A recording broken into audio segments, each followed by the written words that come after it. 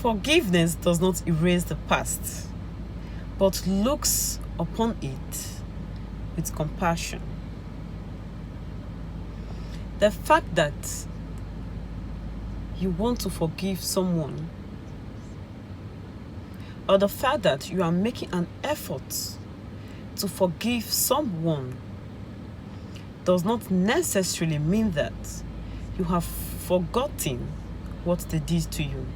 It simply means that you are ready to let go of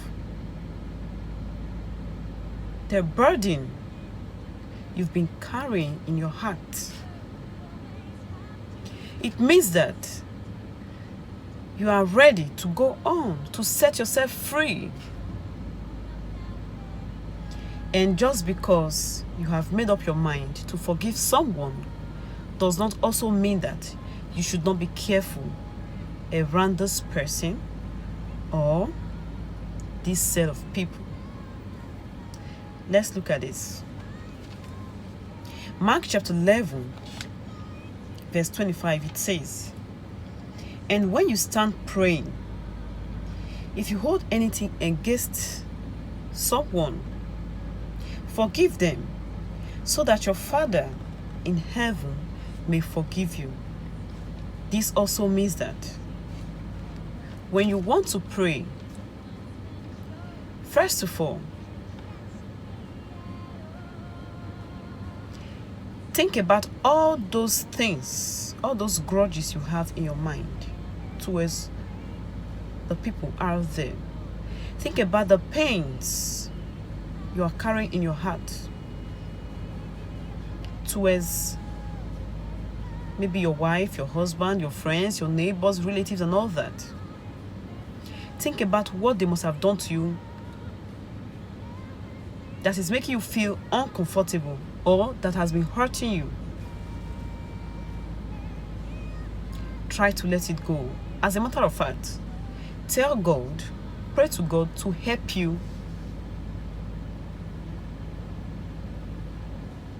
let this pain go. Pray to God to make your heart become very calm towards the anger you have in your heart towards those people. Try as much as you can to forgive them, to do away with those bad feelings towards them, so that God in heaven can forgive you when you pray. Let's look at this.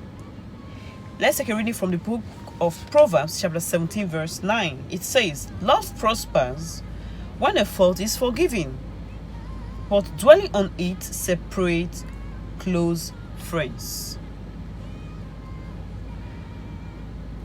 If your wife has offended you, or your husband,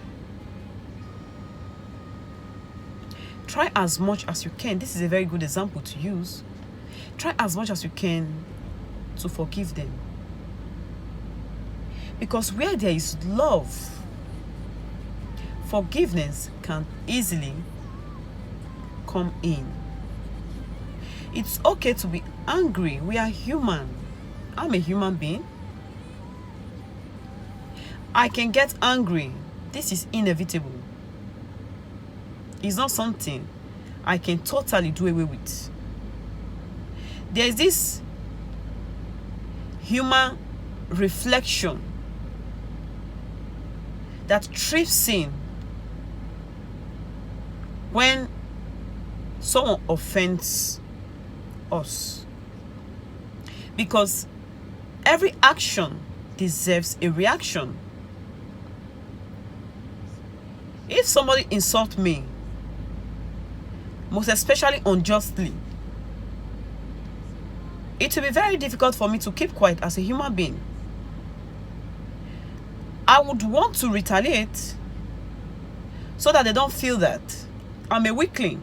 That is the human nature in me. It will reflect automatically. But that does not mean that I should go off track. That doesn't mean that when I become calm later, I should not try as much as I can to a kind of reconcile with that person, or to do away with that pain in my heart. But dwelling on it separate close friends. In a situation whereby you are not able to forgive, the pain is too much for you to handle, you do not want to be calm about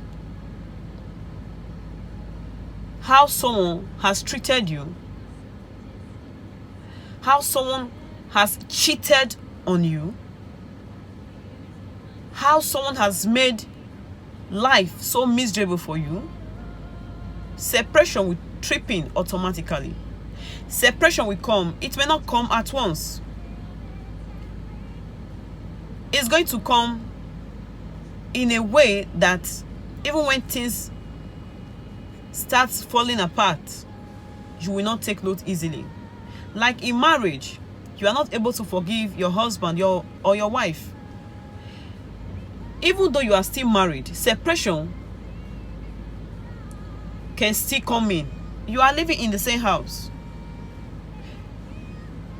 You sleep in the same room, but yet you are not close.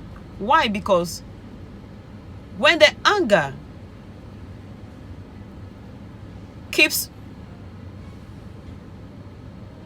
when this spirit of anger keeps dwelling in you for too long, the love that you have for this person will automatically die off naturally. When those feelings are not longer there, separation will come in. Now let's look at this. Matthew chapter 6 verse 15 says, "But if you do not forgive others their sins, your Father will not forgive your sin." It's not easy to pray. It's not easy to fast.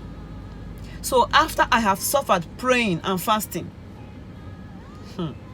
you think I will allow someone, my neighbor or my friend, to be the reason why God will not answer my prayer? Because the Bible says that if I do not forgive them, God will not forgive me. I will not allow you. Who are you? Who are you to stop God from answering my prayer that I've suffered to pray? I've been starving, fasting. Then because I want to be stubborn, because I want to act like the Napoleon Bonaparte, I will not stop God from answering my prayer. No. When it comes to that, I'm very wise. I may be naive in other aspects, but not in this very case. So please develop that same attitude. Don't allow anybody to be the reason why God will not answer your prayer. Try as much as you can to let this pain go. It is not easy, depending on what people out there must have done to you, but just let it go.